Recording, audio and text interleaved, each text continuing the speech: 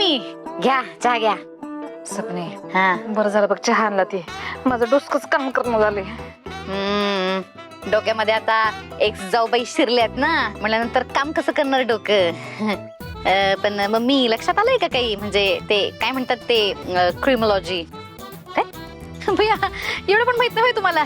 क्रिमोलॉजी. सपने तुला क्रोनोलॉजी असं म्हणायचंय का? हा तेच ते शांतपणा. ए मराठीत सांगा की. ए सपने अगं कशाला इंग्रजी उघडायला लागली जोगात. तेच सांगते.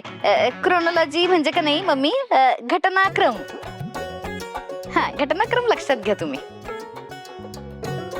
म्हणजे अगं मम्मी तेच ते घटनाक्रम म्हणजे क्रोनोलॉजी.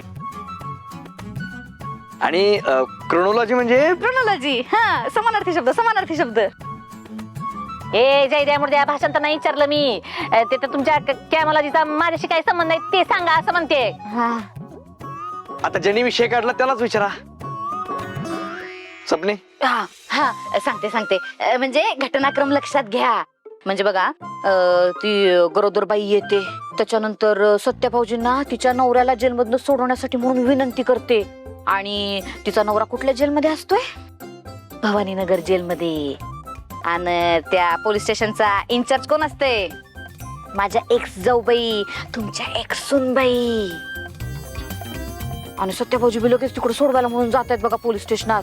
आणि काय अचानक भयानकपणे त्या नदीवरचा पूलच काय तुटतोय. त्याच्यानंतर एकदम अंमली पदार्थाचा साठाच काय पकडला जातो. आणि त्यामुळे दुसरा रस्ता बी एकदम कडक बंदोबस्त असल्यामुळे बंद राहतो. आणि का नाही त्याच वेळेला बरोबर त्या गरोदरबाईच्या पोटात कळा सुरू होतात. कुठल्या पोलीस स्टेशनला? त्याच पोलीस स्टेशनात. ए सपने नेमकं काय म्हणायचंय तुला? अहो म्हणजे मला असं म्हणायचंय का ह्या सगळ्या मागं का नाही एक जाऊबाईंचा हात आहे बघा. खाल्ला तुझा नाकाचा शेंडा. हा तुझ्या नानाने काय लहानपणी कंदी पेड्याबरोबर तुझी अक्कल विकली होती का? हो पण आता कुठं काय केलं मी. क्रोनॉलॉजिस्ट तर सांगत होते की.